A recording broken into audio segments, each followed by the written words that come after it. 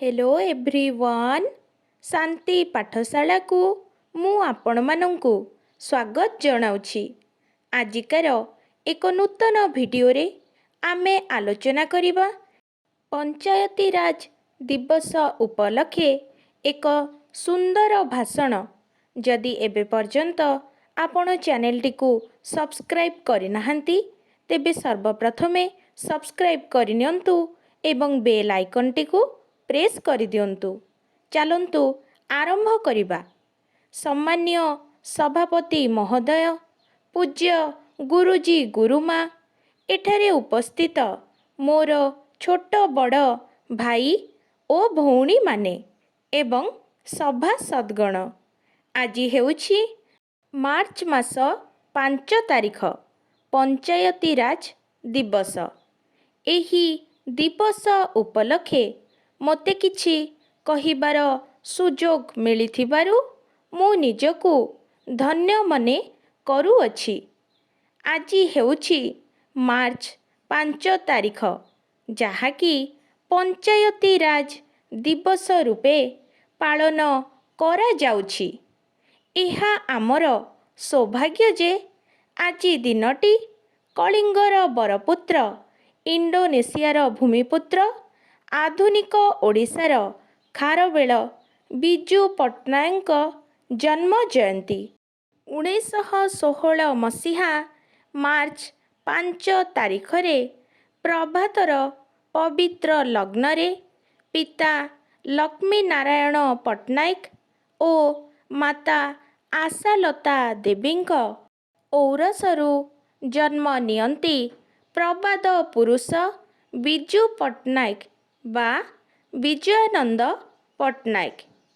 कटकर mission school रु तांकर विद्यारंभ होइथिला। सेही स्कूल रे थिबा प्रधान शिक्षक मिलम्यान साहेब तांकु सबुठु बेसी भल पाउथिले। समय क्रमे प्रधान शिक्षक जनक ओडिशा छाड़ी इंग्लैंड चली जिबारु पिता लक्ष्मी नारायण तांको तीनी संतानंकु रेभेन्सा कॉलेजिएट स्कूल रे पढ़ाइले।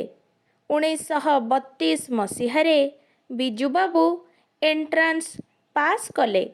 बाल्यकालरू बिजुबाबू आधुनिक ओडिशा गठन पाई स्वप्न देखुथिले। तांकर एही असुमारी स्वप्न थिला जे से पक्षीटीए परी मुक्त आकाशरे उड़ी देश विदेशर नाना कथा जानिबे। तेणु 1934 मसीहारे पायलट ट्रेनिंग आरंभ करी से 1936 मसीहारे इंडियन नेशनल एयरलाइंस रे पायलट रूपे जोगो देइथिले। 1939 मसीहारे सुश्री ज्ञान देवी को विवाह करिथिले। बिजुबाबू थिले जणे उत्तम छात्र, दक्ष शासक ओ स्वाधीनता संग्रामी। सेतेबेले इंडोनेशिया डच सरकारंक अधीन रे थिला।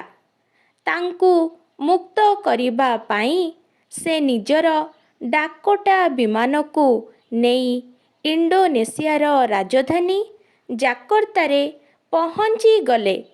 सेठारु से इंडोनेशियार राष्ट्रपति सुकर्नो, उपराष्ट्रपति मोहम्मद हट्टा ओ प्रधानमंत्री हरिहरंकु मुक्त करी दिल्ली नेई आसीथिले।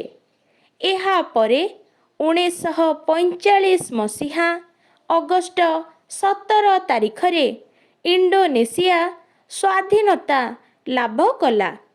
बिजुबाबू सर्वदा कहूथिले, मु ओडिया, मो ओडिशा। बिजु बाबूंकु छाड़ी आधुनिक ओडिशार स्वप्न नाही। तांक प्राण सर्वदा ओडिया ओ ओडिशावासींक पाई कांदुथिला।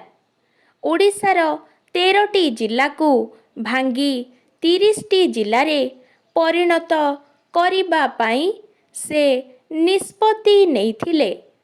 ଓଡ଼ିଶା ପ୍ରତି ବିଜୁବାବୁଙ୍କ ଜୀବନର ପ୍ରଥମ ଅକ୍ଷୟ କୀର୍ତ୍ତି ଥିଲା ପାରାଦୀପ ବନ୍ଦର। 1966 ମସିହାରେ ଏହା ଏକ ବୃହତ୍ତମ ବନ୍ଦରର ମାନ୍ୟତା ପାଇଲା ଓ ଏହାକୁ ପଣ୍ୟବାହୀ ବନ୍ଦର ରୂପେ ଘୋଷଣା କରାଗଲା। ଏକ୍ସପ୍ରେସ୍ ହାଇୱେ ଥିଲା ତାଙ୍କର ଆଉ ଏକ ମହାନ କୀର୍ତ୍ତି। ପାରାଦୀପ ବନ୍ଦର ଯୋଗୁଁ ଓଡ଼ିଶାର କେନ୍ଦୁଝର, ଯାଜପୁର ଓ ସୁନ୍ଦରଗଡ଼ର ଲୁହାପଥର ଜାପାନ ଏବଂ ଦକ୍ଷିଣ କୋରିଆକୁ ଯାଇପାରିଲା। କୋରାପୁଟର ସୁନାବେଡ଼ାରେ ସେ ମିଗ୍ ବିମାନ କାରଖାନା ପ୍ରତିଷ୍ଠା କରିଥିଲେ। କଳିଙ୍ଗ ଟ୍ୟୁବ୍ସ କାରଖାନା, Kalinga iron industry, Kalinga airlines ଆଦି ଥିଲା ବିଜୁବାବୁଙ୍କର ମହାନ ଅବଦାନ।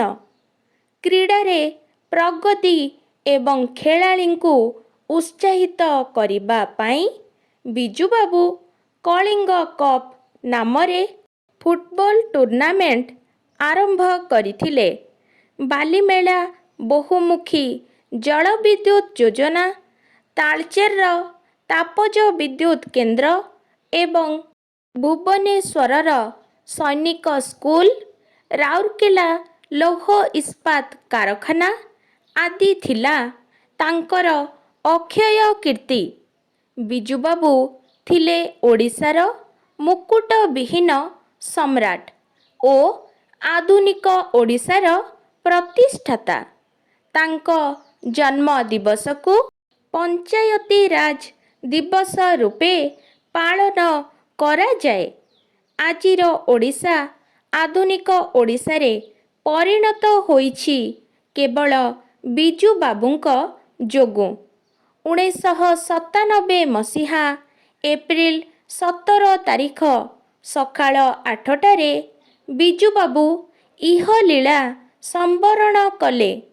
ବିଜୁବାବୁ ଯଦି ବର୍ତ୍ତମାନ ଆମ ଗହଣରେ ଥାନ୍ତେ, ତେବେ ଆମ ଆଧୁନିକ ଓଡ଼ିଶା ଅଗ୍ରଗତି ପଥରେ ଆଉ ଦୁଇ ପାଦ ଆଗରେ ଥାନ୍ତା। ଏତିକି କହି ମୁଁ ମୋର ବକ୍ତବ୍ୟ ଶେଷ କରୁଛି। ଆଜିକାର ଭିଡ଼ିଓଟି ଆପଣଙ୍କୁ କିପରି ଲାଗିଛି କମେଣ୍ଟ ମାଧ୍ୟମରେ ନିଶ୍ଚୟ ଜଣାଇବେ ଏବଂ ଲାଇକ୍, ସେୟାର, ସବସ୍କ୍ରାଇବ୍ କରିବାକୁ ଜମାରୁ ଭୁଲିବେନି। ଧନ୍ୟବାଦ।